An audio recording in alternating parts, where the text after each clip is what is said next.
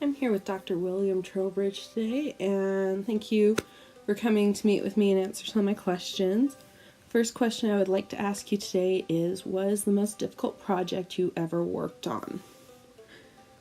I have trouble thinking about my projects as difficult because I enjoy writing so much, and I can do it for a long time without feeling like I'm getting tired of it. Some jobs you get tired of, and when I'm writing, I don't ever get tired of it. Sometimes I get tired, but I don't get tired of what I'm doing. As I say, it's hard for me to think of that word difficulty when I'm doing writing. I suppose the difficult part of being a writer who publishes is the process of getting published, which can be it's very hard to get published to begin with. And quite often you will submit works and have to wait sometimes a year to hear whether or not they're going to accept the work. You get a lot of rejection, any writer does. You have to deal with that, and sometimes that gets to be kind of a bummer. But if you're going to be a writer, you got to learn to live with it, because every writer gets rejection, and that's just part of the game. I always see it as a chore to have to prepare a manuscript to send out, to have to get my stamps and envelopes ready, and go mail things at the post office, and all that seems kind of like drudgery work to me. That's the only part of being a writer that I would call difficult, in the sense of unpleasant at any rate. But like any job, there are certain elements of it that however much you enjoy it, there are certain parts of it that are not going to be that exciting. Yeah. What is unique about your creative writing process? The images, sometimes there'll be phrases, sometimes there'll be sounds that will have some sort of little light there, that there might be the germ of a poem in there on the light, and write something down. I did that just the other night. When I write these down in any piece of paper, when I actually do have time to decide whether I want to write on these, and I will take it out and take up a deposit slip and make a poetry deposit, I call it, and put the paper back in my pocket and wait till I get home to put it in my notebook. And I have to be careful, because sometimes I'm in traffic driving, and I have to, if it gets too iffy, I pull over so I don't die or kill somebody. But anyway, I have to kind of play that by ear.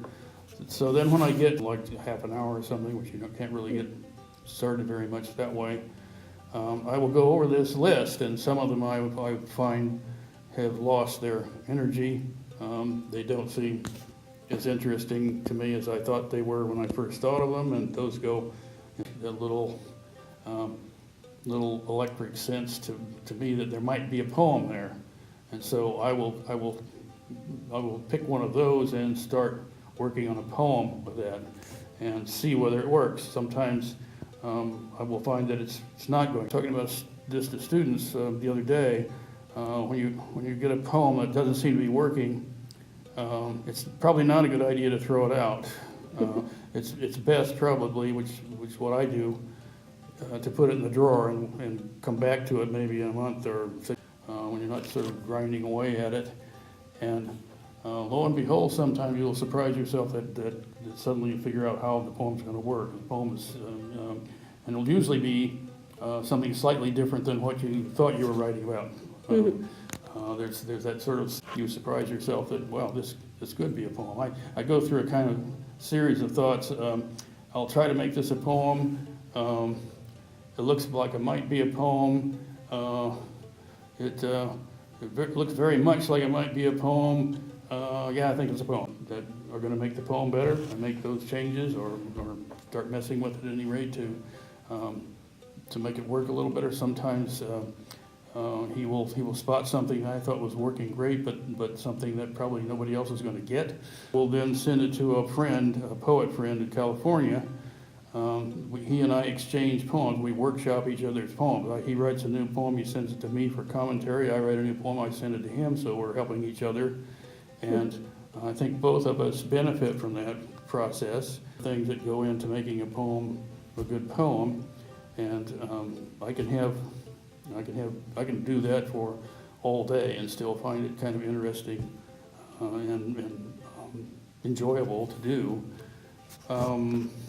Once I get where I have my fun, that's the most enjoyable part for me, to work on fine-tuning things. I always liked to do intricate little model airplanes and stuff when I was a kid, and it sort of parallels that process. Right? Okay. What inspired you to be a writer? I was studying very hard, and one of the fields was modern poetry, and I was a little deficient in that, so I was spending some extra time on it. And I came across a poem in an anthology I had bought, a poem by Howard Nemeroff called Mouse Meal. In fact, I still remember that. And something happened, something triggered in me. I don't know, it hit me very deeply. And I thought, boy, I'd like to do stuff like that. So I tried to do stuff like that. I wrote a poem that I thought was okay, and then I wrote several poems. I wound up with 10 or 12 poems that I never showed anybody. I didn't tell my wife I was writing poems, and I should have been studying for my comps.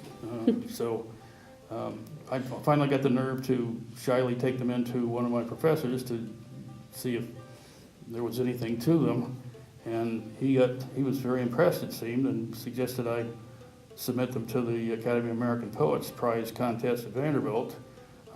The Academy of American Poets holds contests at 50 different American universities, and I won the one at Vanderbilt. So I thought, yeah, that's pretty interesting. I really love to do this, and I guess I'm kind of okay at it. So I started writing more poems, and yet I'd finished my degree, so it was time to go get a job, and I got a job. They hired me as a Faulkner Scholar, not as a poet, and wanted me to teach mostly fiction classes and freshman English, of course. So I had to, my first 5 years teaching as a professor, I had to retool myself to gradually work myself away from being a fiction guy and being a poet and creative writing teacher.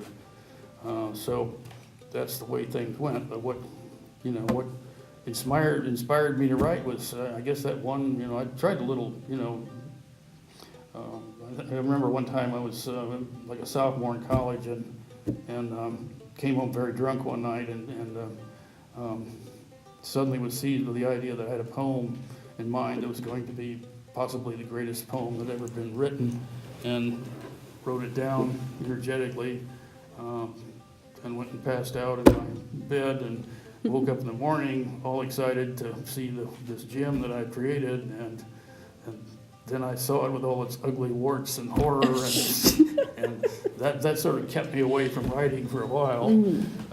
So that was about the only early urge I had to create something seriously as a writer. But I got through it somehow, and as I say, it was that one sort of mysterious moment that turned me from being a scholar to a poet.